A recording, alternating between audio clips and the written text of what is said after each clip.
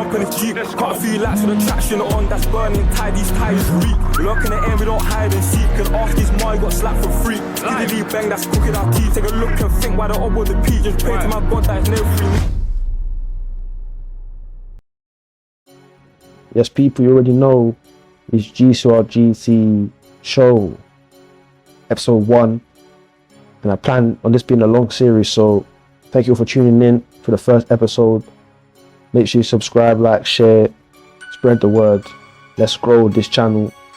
Let's grow the league. Let's get people involved. And also, if you are new to the channel, new to the league, and you like what you're seeing here, and you want to join in, link will be in the description for the Discord server. Sign up there, and we'll see you on the track. So what we're going to do in this show is we're going to start by reviewing the last round of Elite and Pro. Then we'll see what lessons we've learned from that, analyze that, and make our predictions for the upcoming round of the season. Without further ado, let's get straight into proceedings and let's review what happened at Autopolis in round 1.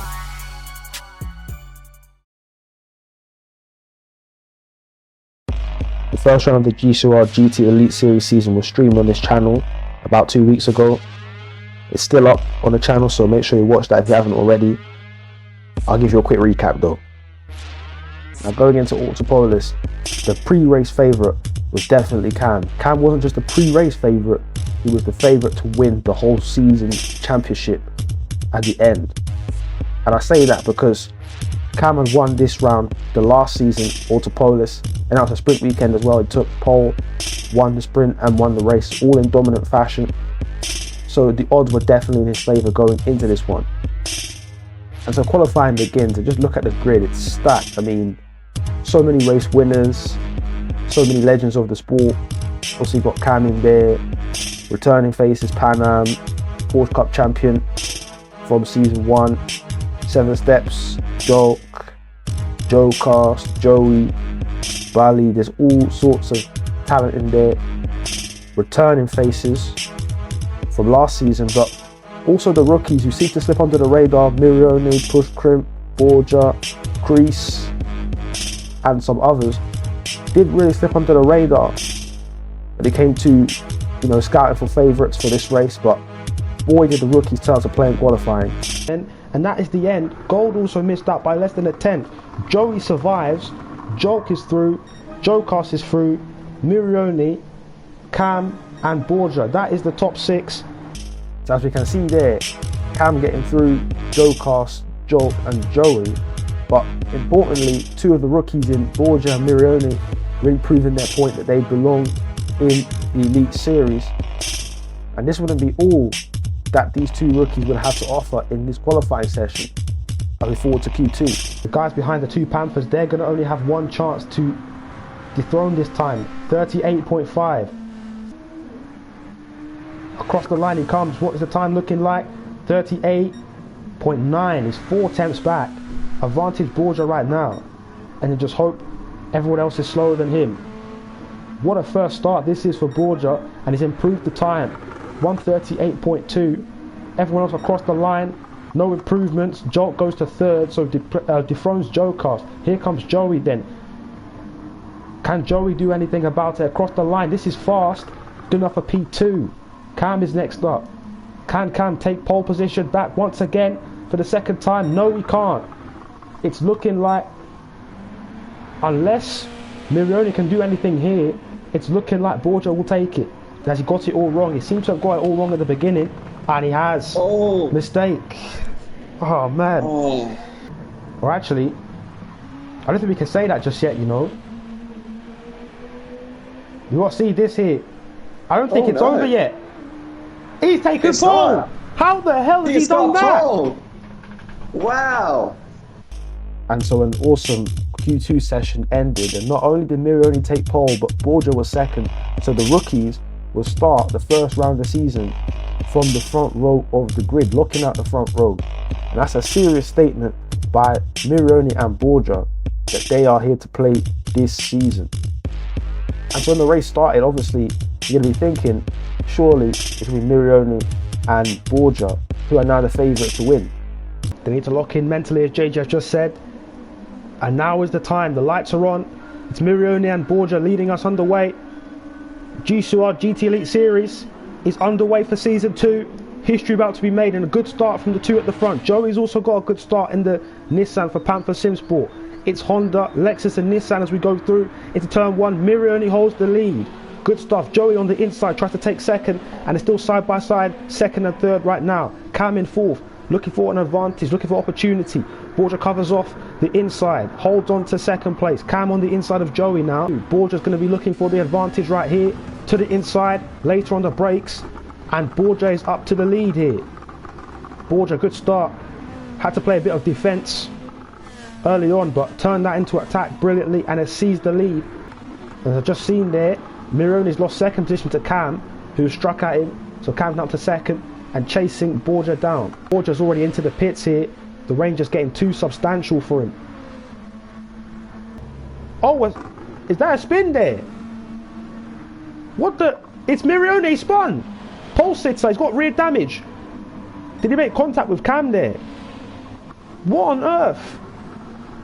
Oh no, that's just unfortunate from him.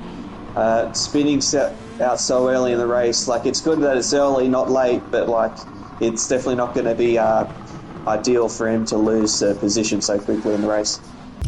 And so the two rookies facing trouble, they were out of potential for victory, and it became more and more of a battle between Joey and Cam for the eventual race victory. Rain came out, strategies were changed, but Joey and Cam were the two main players at the end stages of the race, and it led to an unbelievable finish. Here we go. So Cam's on one more lap now, and it's a very different circumstance to how it was last season. The tyre is on the verge of giving up. He has to keep that tyre. See how he's driving on the wet part of the track, trying to keep the tyre alive. And Cam, the intermediates is looking dire at the moment, threadbare.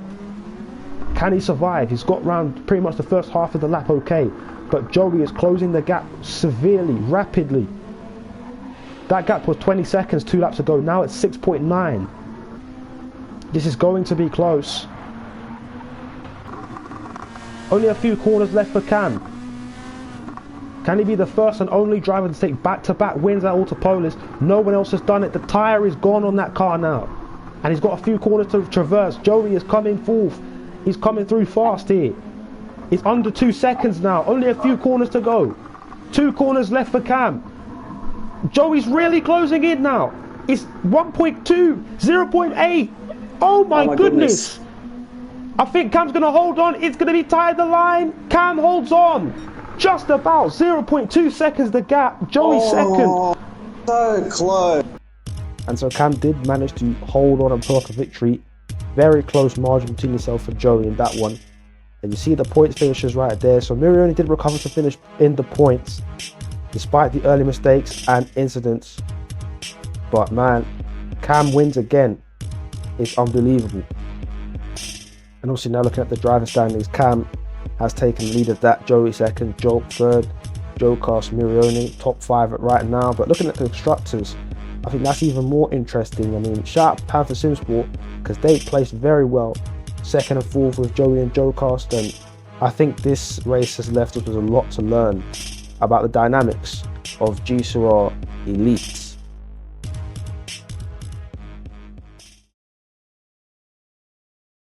So the question then does become, what have we learned from this first round of GCOR Elite? And as previously said, Panthers are looking stronger than ever. Also, they got the new car, the Nissan. They're running well in that car. They've got good drivers behind the wheel in Joey, who's got a renewed hunger this season, it seems. He's determined to get that first win, as is GCOR, and he's looked to be a solid addition to the team. Obviously, he came from a championship winning organisation last season, so he knows how to get it done. So it's a good addition, and they are doing well, it seems, for now. I think looking at the Honda side of things as well, Road Tech Racing appear to be the front-running Honda team at the moment. GN7 and JB Motorsports had quite a poor start to the campaign. JB Motorsports obviously got that podium with Jog, but obviously news coming out that he's no longer competing in GCOR, so that's going to hurt the team, and they're going to need to recruit well to replace him, because Jog is a legend of GCOR GT, one of the greatest of all time in GCOR GT, so big shoes to fill up there and it's going to be difficult to replace a driver like Joe. GN7 as well, with Pan Am and Push Crimp, it wasn't the best of outings, of course. Still managed to get a couple of points in the bag, but obviously a team like GN7, who are so accustomed to fighting at the front of the field, you know they're going to be waiting for that eventual breakthrough into the podium places. And you know, GN7 are known to start slowly in GCOR GT, but this is going to be a bit concerning for the organisation. Of course, all new driver lineup, Pan Am and Push Crimp, and it's so as reserve. It's a different dynamic this time, but it's taking a while to adjust. But Road Tech Racing are prepared to hit the ground running right now. Good result from Mirione, confidence booster, and Gold, another GCOR legend in the lineup, who's got wins before, got many podiums, pole positions, knows how to get it done. So they have a good organisation right there. And they've also got a good team leader in Gold as well. We know he has how he's owned many successful organisations and teams in the past, of course, Triumph Racing and ART Apex Racing Team. How well they did early part of last season in GCOR Elite. So he knows how to get it done as well. So Road Tech Racing are looking good right now. And while Cam did well, there were a couple of other drivers who you expected to have been up there that weren't really up there. I mean, there's a bit of a shock. The likes of 7 Steps and Pan Am weren't really up there fighting for the podium places. 7 Steps seemed out of it all round, qualifying and the race. Wasn't really looking like it was going his way, and I think the trend with 7 Steps at Autopolis, I think it's definitely one of his weaker tracks, because at Autopolis last season it wasn't really a good race for him. Later on in the season he tends to come into his own and really find pace, so I think that's what we'll be seeing with 7 Steps. So never ever count him out, because he will play a factor definitely. With that, let's look at the Pro Series now, and it's the first ever race in Pro Series history. It's a new division that just opened up as the division below the Elite Series, so it's uncharted territory for every single driver. No experience edge in this one, so there isn't really much to look forward to. No real pre-race favourites. I guess you could take context from other divisions, other leagues, to determine who your favourites would be. Obviously you've got Q2 right here where the footage begins, and you've got Driver H in the mix. And Driver H, in terms of GCOR history, is one of the greatest of all time, so he's got to be at the top of the priority list in terms of favourites for victory here. But can Driver H deliver when it matters?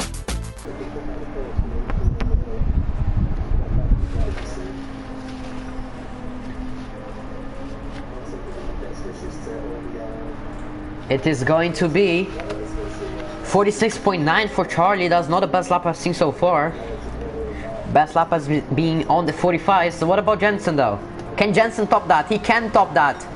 It is a 46.7. Soka goes P2 though, after having a great second sector by only 27 thousandths of a second. What about Julvo though? Is Julvo going for provisional pole position? He is. 46.1. Still a great lap time, but it's not better compared to his first Q1 lap. I'm gonna stretch that fourth gear to not improving. It is P4 for Charlie. What about Typhoon though? Is Typhoon gonna be improving? It does seem to be on a banger of a lap. Not really actually, it does not improve. It is P5 for Typhoon. Can he get it? He does not get it. It is P2 for Stevie. Julvo is in pole position for John Racing. As we can see, it was Julvo who took pole in the end, Stevie in second, Jensen in third, then it was Soka, then it was Driver H, and then it was Typhoon. So a lot of new faces that a lot of the GCOR loyalists won't recognise. You'll definitely recognise Jensen and Driver H. Maybe not Julvo, Stevie, Soka and Typhoon, but now you know them. And that was Q2. Let's go to the race now and see how that went. It is 5 lights. Season 2 of GCOR Pro Series is underway. The safety car immediately spinning out. That's very exciting. Julvo leading the pack, but Jensen got a better start than him. Is Jensen gonna send it on the inside? He tries, but Julvo goes a little bit deep to cover off the dive bomb. But he's on the lead currently, but Typhoon getting spun round, I think. He did no damage there though. Now Julvo is suffering the pressure from Jensen. Charlie is also following the pack along. Julvo goes really deep though, having to hold off these two behind them, both on mediums. Meanwhile, Sokka is up to P4, Slit up to P5 actually, great start for him. Ninoi as well, up to P6. But Lancia is sending it on him. Lancia, from last, going up to P6, gets the switchback though. Ninoi might be up to P6 here. Now what about these three? Jensen sending it, tried to cover off Charlie, but Charlie up to P2, going for first now. Pushes Julvo wide, but Julvo just about hangs on there. Now Lancia is still trying to get that place. Sending on the inside. Gets it done. Or does he? He does. It's up to P6 for Lancia. After having a miserable qualifying session, he's up to P6 here. Charlie attacks Julvo on the outside.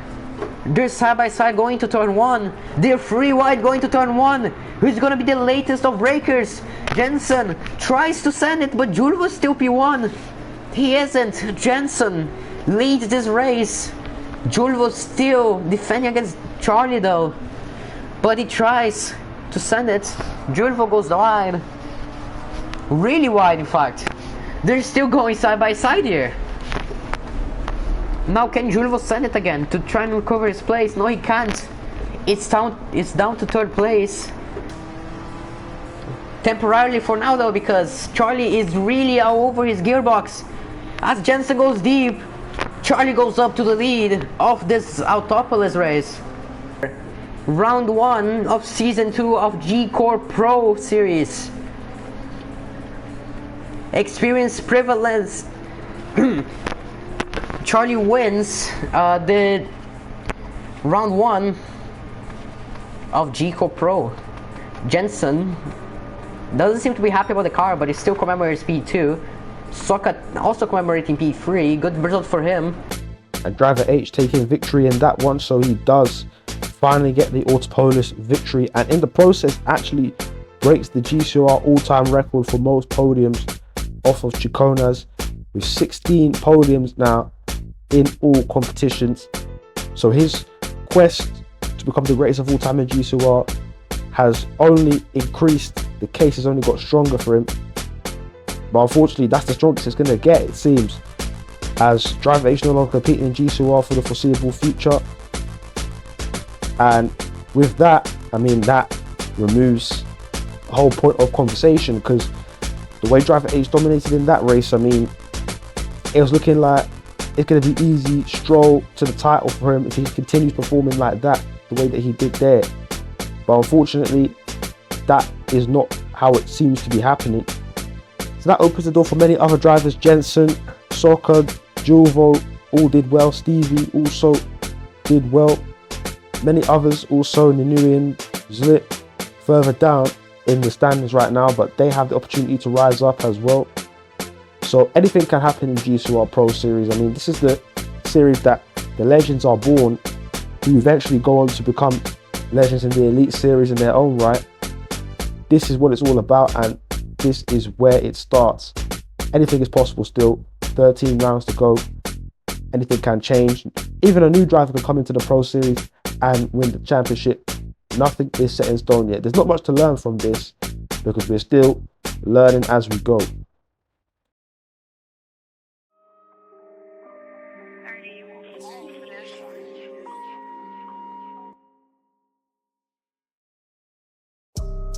Now, looking forward to the next race in Fuji is extremely challenging, because I'm showing you on the screen the last time GCOR officially raced at Fuji.